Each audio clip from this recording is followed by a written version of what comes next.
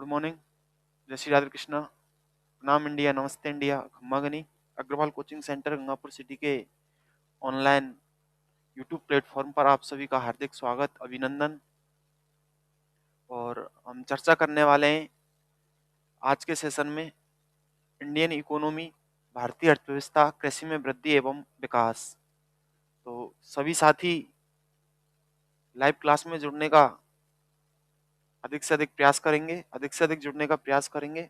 और ये आपके ऑल कंपटीशन एग्जाम, जितनी भी प्रतियोगी परीक्षाएं होती हैं, चाहे वो प्रतियोगी परीक्षा केंद्र की है, चाहे वो राज्य की है, इसमें ये सेशन अच्छे से काम करेगा। आप टॉपिक को पढ़िए, आनंद लीजिए।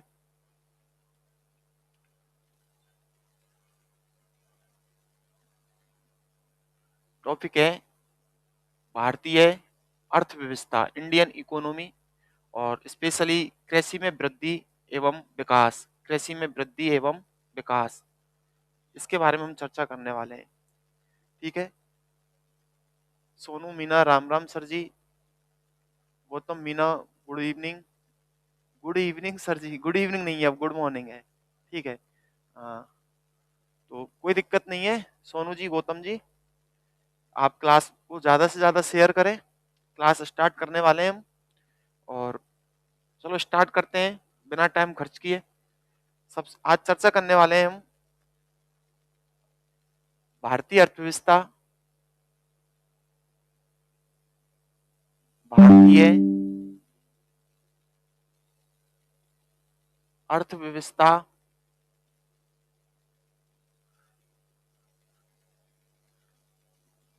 कृषि में वृद्धि एवं विकास, कृषि में वृद्धि एवं विकास, कृषि में वृद्धि एवं विकास, ये टॉपिक रहने वाला अपना, कृषि में वृद्धि एवं विकास। और आज स्पेशल चर्चा करने वाले हैं किस शब्द के बारे में? हरित क्रांति के बारे में। किसके बारे में? हरित क्रांति के बारे में। तो आइए साथियों, क्लास को स्टार्ट करते हैं। जानू जान, राम राम जी, राम राम भैया, राम राम। आप सभी का स्वागत, अभिनंदन। हरित क्रांति, तो सबसे पहले देखेंगे कि हरित क्रांति का जनक किसको माना जाता है। हरित क्रांति का जनक किसको माना जाता है? हरित क्रांति का जो जनक है, हरित क्रांति का जो श्रेय दिया जाता है, हरित क्रांति का जो जनक है या श्रेय दिया जाता है, वो नोबेल पुरस्कार से सम्मानित, नोबेल पुरस्कार से सम्मानित, नोबेल पुरस्कार से सम्मानित, नोबेल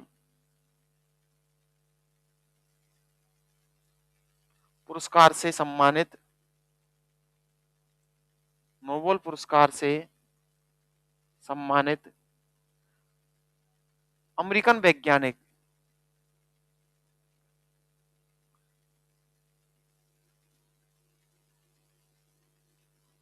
अमेरिकी वैज्ञानिक, अमेरिकी वैज्ञानिक नॉर्मन ई बोरलॉग को दिया जाता है। नॉर्मन ई बोरलॉग किसको दिया जाता है? Norman E Borlaug, normal E Borlaug, Borlaug, Borlaug को दिया जाता है।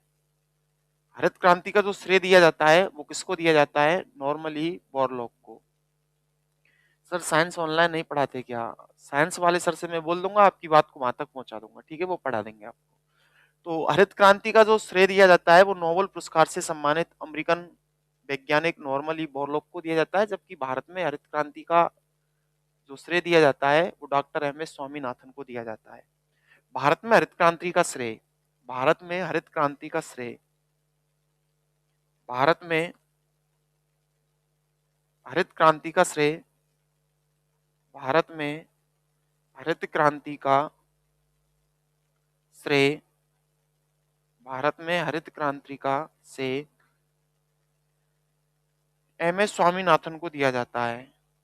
एम एस स्वामीनाथन, स्वामीनाथन, नाथन को दिया जाता है। भारत में हरित क्रांति का श्रेय किसको दिया जाता है? एम एस स्वामीनाथन को दिया जाता है। एम एस स्वामीनाथन को दिया जाता है। किसको दिया जाता है? एम एस स्वामीनाथन को। ठीक है, अब अगला शब्द कवर करेंगे हम। हरित क्रांति का सर्वप्रथम, हरित क्रांति शब्द का जो सर्वप्रथम प्रयोग किया गया, हरित क्रांति शब्द का, हरित क्रांति शब्द का, हरित क्रांति शब्द का सर्वप्रथम जो प्रयोग किया गया था, हरित क्रांति शब्द का सर्वप्रथम प्रयोग, हरित क्रांति शब्द का, हरित क्रांति शब्द का, हरित क्रांति शब्द का सर्वप्रथम प्रयोग 1968 में, 1968 में अमेरिकन वैज्ञानिक, अमेरिकन वैज्ञानिक विलियम गेड के द्वारा किया गया था। किसके द्वारा? विलियम गेड के द्वारा। इंपॉर्टेंट क्वेश्चन है। भारत में, सॉरी, विश्व में सर्वप्रथम हरित क्रांति शब्द का जो प्रयोग किया गया था, वो विश्व में सर्वप्रथम हरित क्रांति शब्द का सर्वप्रथम प्रयोग 1968 में अमेरिकन वैज्ञानिक विलियम गेड के द्वारा किया गया था। सीधे सीधे एग्जाम में क्वेश्चन पूछ लेगा आपसे। सोनू मीना, सोनू जी क्या बोल रहे हो? सोनू जी आप सभी का स्वागत है। ठीक है, सोनू जी क्या कह रहे हो? फिर से बोलो। इसके बाद में हम देखेंगे कि हरित क्रांति की जरूरत क्यों पड़ी, भारत में हरित क्रांति की आवश्यकता क्यों पड़ी? क्योंकि 1960 के दशक में खाद्यान्नों की मुख्य समस्या थी। खाद्यान्नों की क्या थी? मुख्य समस्या। खाद्यान्नों की कमी के चलते हरित क्रांति की आवश्यकता महसूस की गई। खाद्यान्नों की कमी के चलते 1960 के दशक में, 1960 के दशक में, 60 के दशक में खाद्यान्नों की कमी के चलते, खाद्यान्नों की कमी के चलते, कमी के चलते हरित क्रांति की आवश्यकता महसूस की गई। हरित क्रांति की आवश्यकता महसूस की गई। भारत में हरित क्रांति की आवश्यकता क्यों पड़ी? क्योंकि 1960 का जो दशक था उसमें भारत में खाद्यान्नों की क्या हो गई थी? कमी हो गई थी। खाद्यान्नों की क्या हो गई थी? कमी। और मैं आपको बताना चाहूंगा, इसी समय 1962 में हमने एक लड़ाई लड़ी थी चीन के साथ, जिसे भारत चीन युद्ध के नाम से जाना जाता है। तो भारत एक तो युद्ध, बाहर से तो युद्ध की मार झेल रहा था, और देश के अंदर ही अंदर कहीं ना कहीं खाद्यान्नों की कमी के चलते, ठीक है, खाद्यान्नों की कमी के चलते खाने पीने की चीजों से जूझ रहा था ये देश। तो उन चीजों को ध्यान में रखते हुए हरित क्रांति की आवश्यकता महसूस की गई। ठीक है, इसके बाद में हम आगे बात करते हैं कि हरित क्रांति से अभिप्राय क्या है। हरित क्रांति से अभिप्राय क्या है? हरित क्रांति से अभिप्राय खाद्यान्नों के उत्पादन में हुई तीव्र वृद्धि से है। हरित क्रांति से अभिप्राय, हरित क्रांति से अभिप्राय, हरित क्रांति से अभिप्राय, हरित क्रांति से अभिप्राय, हरित क्रांति से अभिप्राय खाद्यान्नों के उत्पादन में हुई तीव्र वृद्धि से है। खाद्यान्नों के उत्पादन में हुई तीव्र वृद्धि से है। खाद्यान्नों के उत्पादन में, खाद्यान्नों के या कृषि क्षेत्र के उत्पादन में, या कृषि क्षेत्र के उत्पादन में, कृषि क्षेत्र के उत्पादन में, कृषि क्षेत्र के उत्पादन में, उत्पादन में तीव्र वृद्धि से है। तीव्र वृद्धि से है। तीव्र वृद्धि से है। यानी हरित क्रांति से अभिप्राय क्या है? हरित क्रांति से अभिप्राय क्या है? हरित क्रांति से अभिप्राय खाद्यान्नों के उत्पादन में या कृषि क्षेत्र के उत्पादन में हुई तीव्र वृद्धि से है। ठीक है, यानी खाद्यान्नों के उत्पादन में कृषि क्षेत्र में अचानक से क्या हुई? तीव्र वृद्धि हुई। जो ऊंची उपज देने वाले बीजों और रासायनिक उर्वरकों, जो ऊंची उपज देने वाले बीजों, जो ऊंची उपज देने वाले बीजों, ऊंची उपज देने वाले बीजों, ऊंची उपज देने वाले बीजों, रासायनिक उर्वरकों,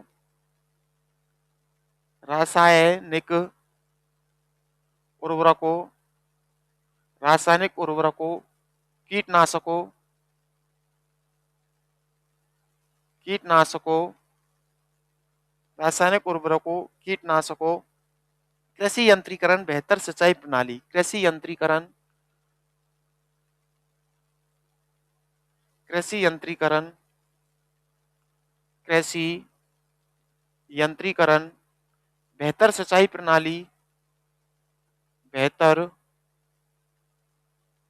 बेहतर सिंचाई प्रणाली, बेहतर सिंचाई प्रणाली, बेहतर सिंचाई प्रणाली एवं नई तकनीकों के कारण संभव हुई, एवं नई तकनीकों के कारण, एवं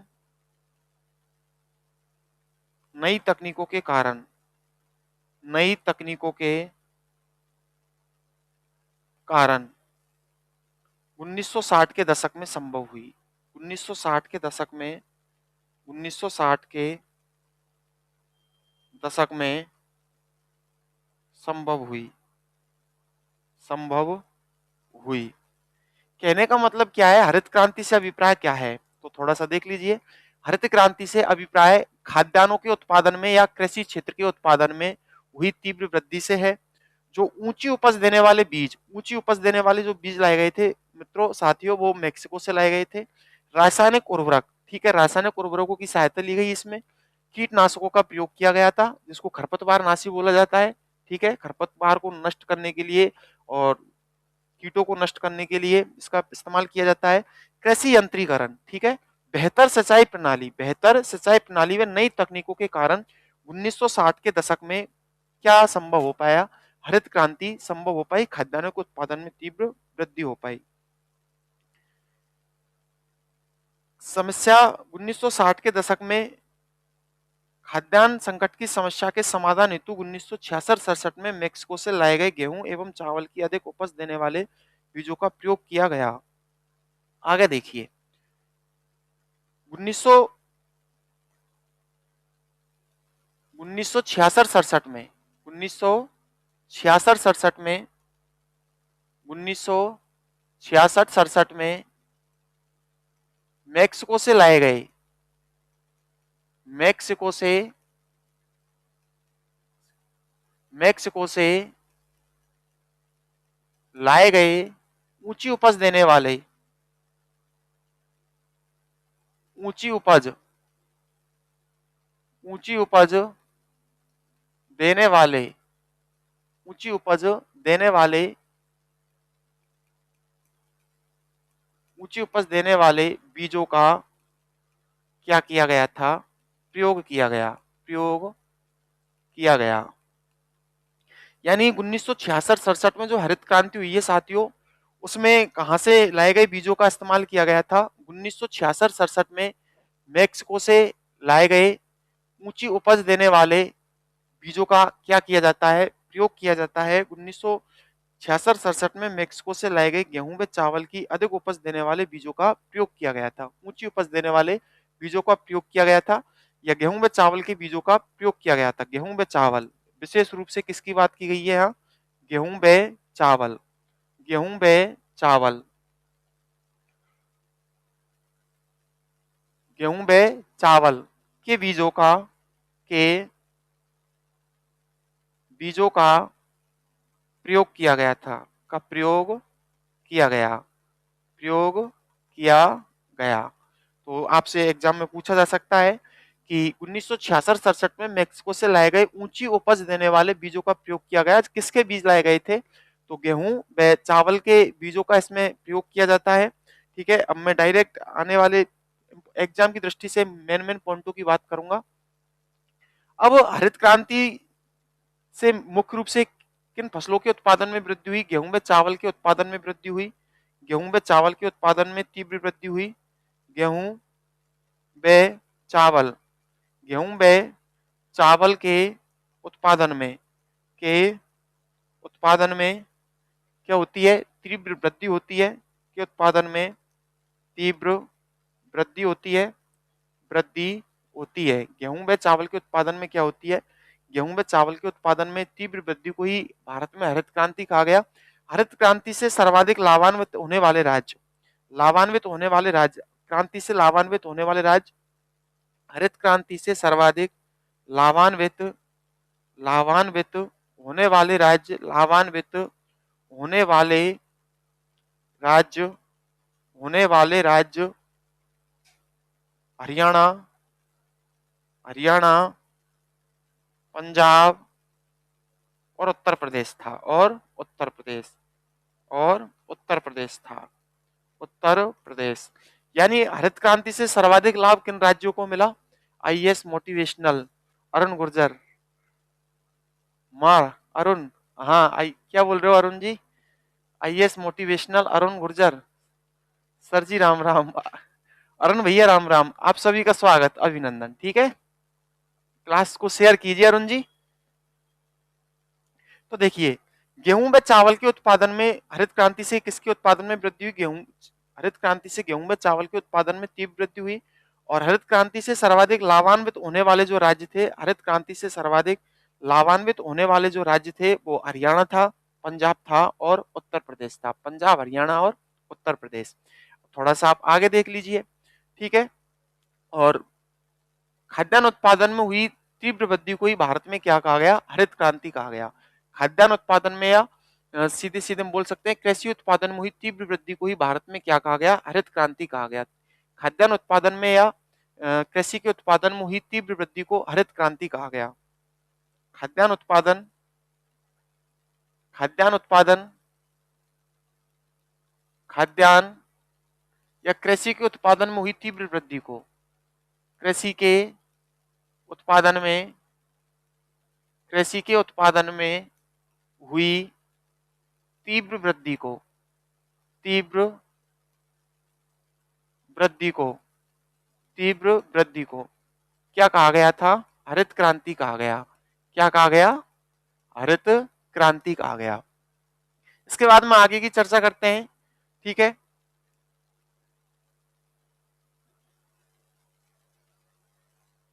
2006 में, 2006 में कांग्रेस के, कांग्रेस के विज्ञान कांग्रेस में, विज्ञान कॉन्फ्रेंस में, कांग्रेस के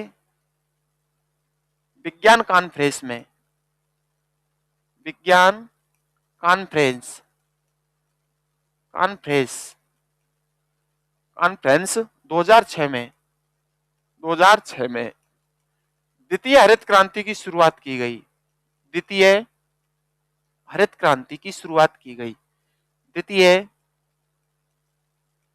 हरित क्रांति की शुरुआत, द्वितीय हरित क्रांति की शुरुआत, क्रांति की शुरुआत, द्वितीय हरित क्रांति की शुरुआत डॉक्टर एपीजे अब्दुल कलाम के द्वारा की गई। एपीजे अब्दुल कलाम के द्वारा की गई। एपीजे अब्दुल कलाम के द्वारा, कलाम के द्वारा की गई, की गई, की गई। तो थोड़ा सा आप देख लीजिए।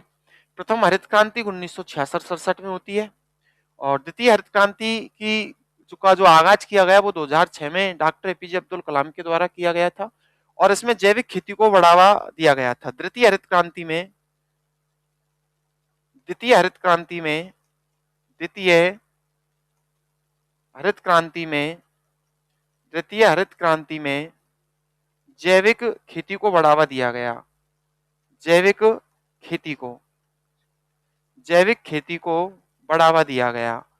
किस खेती को बढ़ावा दिया गया था? जैविक खेती को बढ़ावा दिया गया। द्वितीय हरित क्रांति में कौन सी खेती को बढ़ावा दिया गया था? जैविक खेती को बढ़ावा दिया गया। आप जो शेष रह रहा है उसको सुन लीजिए। वर्ष 1966-67 में कृषि क्षेत्र को विकास के लिए नई कृषि रणनीति अपनाई गई। इसके तहत बड़े पैमाने पर अधिक उपज देने वाले उन्नत किस्म के बीजों का प्रयोग प्रारंभ हुआ। उन्नत किस्म के बीजों से अधिक उत्पादन प्राप्त करने के लिए रासायनिक उर्वरकों एवं कीटनाशकों के प्रयोग को बढ़ावा दिया गया। सघन कृषि कार्यक्रमों के अतिरिक्त कृषि क्षेत्र में अनुसंधान, प्रशिक्षण, लघु सिंचाई कार्यक्रम एवं भूमि संरक्षण जैसे उपाय किए गए। इन उपायों के परिणाम स्वरूप हरियाणा, पश्चिमी उत्तर प्रदेश, हरियाणा, पंजाब, पश्चिमी उत्तर प्रदेश इत्यादि में गेहूं और चावल के उत्पादन में तीव्र वृद्धि हुई। इसे ही भारतीय कृषि के क्षेत्र में हरित क्रांति कहा गया। फलस्वरूप भारत खाद्यान्नों के मामले में आत्मनिर्भर हो गया। यानी कुल मिला के यह है कि भारत खाद्यान्नों के मामले में क्या हो गया, आत्मनिर्भर। भारत खाद्यान्नों के मामले में, इन दोनों क्रांतियों से भारत खाद्यान्नों के मामले में, खाद्यान्नों के मामले में, खाद्यान्नों के मामले में क्या हो गया, भारत आत्मनिर्भर हो गया। क्या हो गया, आत्मनिर्भर। जबकि इससे पहले हम खाद्यान्नों के मामले में भारत की स्थिति आत्मनिर्भर जैसी नहीं थी। भारत खाने पीने की चीजें विदेशों से क्या किया करता था, आयात किया करता था। अब स्थिति ऐसी है कि हम खाने पीने की चीजों का क्या करते हैं, अन्य देशों को निर्यात करते हैं। अब चर्चा करने वाले हैं, ठीक है, क्रांति एवं संबंधित क्षेत्र। क्रांति एवं संबंधित क्षेत्र तो आप देखिए, मजे से पढ़िए, कोई दिक्कत नहीं है। क्रांति एवं संबंधित क्षेत्र। क्रांति, क्रांति एवं संबंधित क्षेत्र। क्रांति एवं संबंधित क्षेत्र, ठीक है।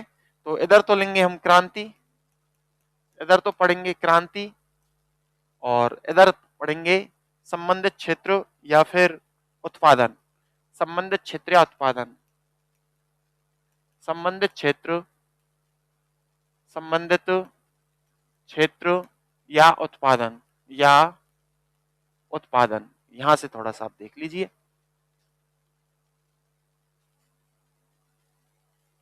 क्रांति, संबंधित क्षेत्र व उत्पादन, ठीक है। तो सबसे पहले हम बात करेंगे हरित क्रांति की। किसकी बात करेंगे, हरित क्रांति। हरित क्रांति, हरित क्रांति का संबंध किससे है, हरित क्रांति का संबंध है खाद्यान्न उत्पादन से। किससे है, खाद्यान्न उत्पादन से। खाद्यान्न उत्पादन, हरित क्रांति का संबंध किससे है, खाद्यान्न उत्पादन से। हरित क्रांति का संबंध किससे है साथियों, खाद्यान्न उत्पादन से। इसके बाद में है श्वेत क्रांति। इसके बाद में कौन सी क्रांति है, श्वेत क्रांति। श्वेत क्रांति, इसके बाद में कौन सी क्रांति है, श्वेत क्रांति। और श्वेत क्रांति का जो संबंध है वो दुग्ध उत्पादन से है। श्वेत क्रांति का जो संबंध है वो किससे है साथियों, दुग्ध उत्पादन से। किससे है, दुग्ध उत्पादन से। और इसके बाद में अगली जो क्रांति है, ठीक है, वो है लाल क्रांति। ठीक है, कौन सी क्रांति, लाल क्रांति। लाल क्रांति, कौन सी क्रांति है, लाल क्रांति। लाल क्रांति का संबंध मांस व टमाटर उत्पादन से है। लाल क्रांति का संबंध मांस व टमाटर उत्पादन से है। टमाटर उत्पादन से है। इसके बाद में है नीली क्रांति। कौन सी क्रांति, नीली क्रांति। नीली क्रांति, नीली क्रांति का संबंध मत्स्य उत्पादन से है। नीली क्रांति का संबंध मत्स्य उत्पादन से है। किससे है, मत्स्य उत्पादन से। इसके बाद में है साथियों मीठी क्रांति।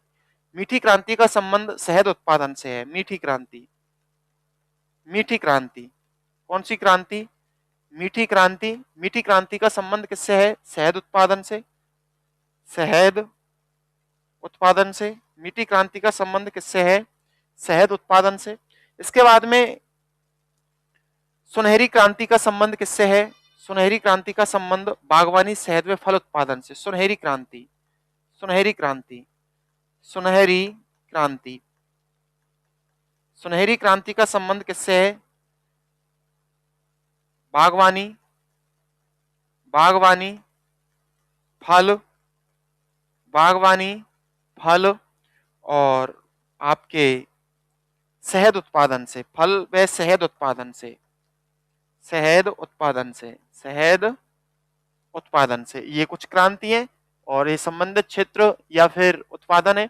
इसके बाद में आगे हम बात करेंगे धूसर क्रांति। कौन सी क्रांति, धूसर क्रांति। धूसर क्रांति, धूसर क्रांति। धूसर क्रांति का जो संबंध है साथियों वो रासायनिक उर्वरक उत्पादन से है। रासायनिक उर्वरक, रासायनिक उर्वरक उत्पादन से है। रासायनिक उर्वरक उत्पादन से है, रासायनिक उर्वरक उत्पादन से है। इसके बाद में है, दूसरी क्रांति के बाद में हम बात करने वाले हैं भूरी भूरी क्रांति की। भूरी क्रांति का संबंध कोको उत्पादन से है। भूरी क्रांति, कौन सी क्रांति? भूरी क्रांति। भूरी क्रांति का संबंध कोको उत्पादन से है। भूरी क्रांति का संबंध कोको उत्पादन से है। किससे है? कोको उत्पादन से है। भूरी क्रांति का संबंध किससे है? कोको उत्पादन से है। इसके बाद में है रजत क्रांति। कौन सी क्रांति है साथियों? रजत क्रांति। रजत क्रांति का संबंध आपके अंडे उत्पादन से, अंडे व कुक्कुट उत्पादन से। रजत क्रांति, रजत क्रांति का संबंध किससे है? अंडा व कुक्कुट उत्पादन से, अंडा व कुक्कुट उत्पादन से, अंडा व कुक्कुट उत्पादन से, अंडा व कुक्कुट उत्पादन से। ठीक है। इसके बाद में रजत क्रांति के बाद में अन्य क्रांति भी हैं, जैसे पीली क्रांति है, गुलाबी क्रांति है। पीली क्रांति का संबंध आपके तिलहन उत्पादन से है, और आपके गुलाबी क्रांति का संबंध प्याज, झींगा, मछली उत्पादन से है। पीली क्रांति, पीली क्रांति, कौन सी क्रांति? पीली क्रांति। पीली क्रांति का संबंध तिलहन उत्पादन से है, तिलहन उत्पादन से है, तिलहन उत्पादन से है। जबकि सुनहरी क्रांति का संबंध बागवानी से है। सुनहरी क्रांति का संबंध, सुनहरी क्रांति का संबंध बागवानी से है। सुनहरी क्रांति का संबंध किससे है? बागवानी से। सुनहरी क्रांति का संबंध किससे है साथियों? बागवानी से। ठीक है। इसके बाद में हम चर्चा करने वाले हैं गुलाबी क्रांति का संबंध किससे है। गुलाबी क्रांति का संबंध थोड़ा सा देख लीजिए, प्याज, झींगा, मछली उत्पादन से है। गुलाबी क्रांति, कौन सी क्रांति?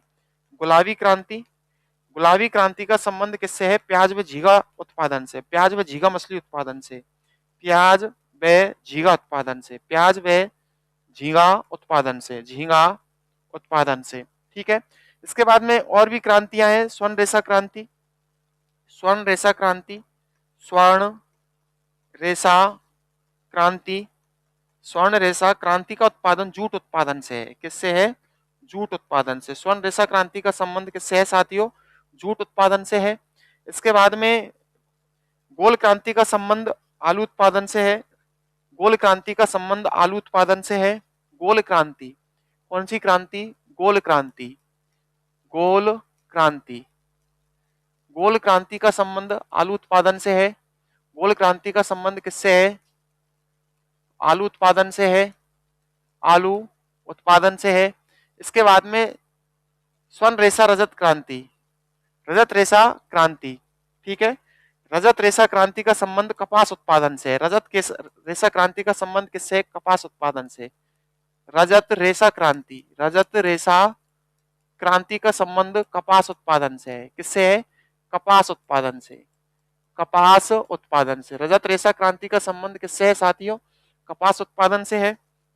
सदाबहार क्रांति जैविक खेती को प्रोत्साहन से है। सदाबहार क्रांति, सदाबहार क्रांति, सदाबहार क्रांति का संबंध जैविक खेती के उत्पादन से है। जैविक खेती के उत्पादन से, जैविक खेती को प्रोत्साहन से है। जैविक खेती के प्रोत्साहन को, जैविक खेती के प्रोत्साहन से, जैविक खेती के प्रोत्साहन से है। प्रोत्साहन, प्रोत्साहन से है सदाबहार क्रांति। इसके बाद में कुछ क्रांति है।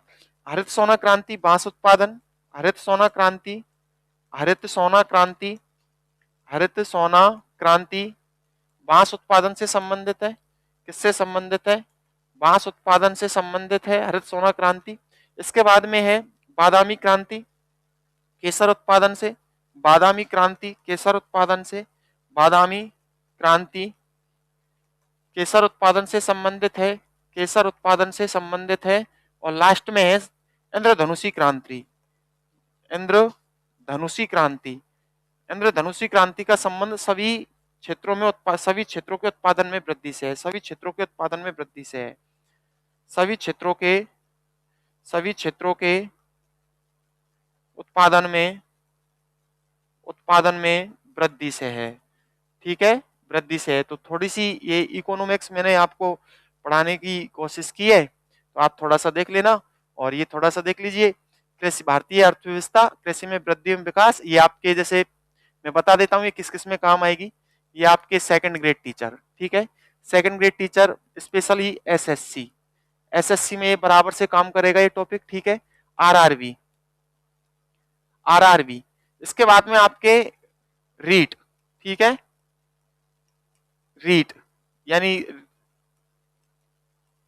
REET second grade SSC RRB, bank, ठीक है,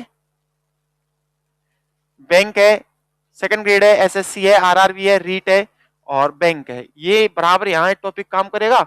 और जो भैया रेलवे की तैयारी कर रहे हैं वो स्पेशल सुन लीजिए, टेक या नॉन टेक दोनों में ये बराबर से टॉपिक काम करेगा। तो आज की क्लास को मैं यहीं विराम देता हूँ। आप सभी का आभार, साधुवाद, धन्यवाद।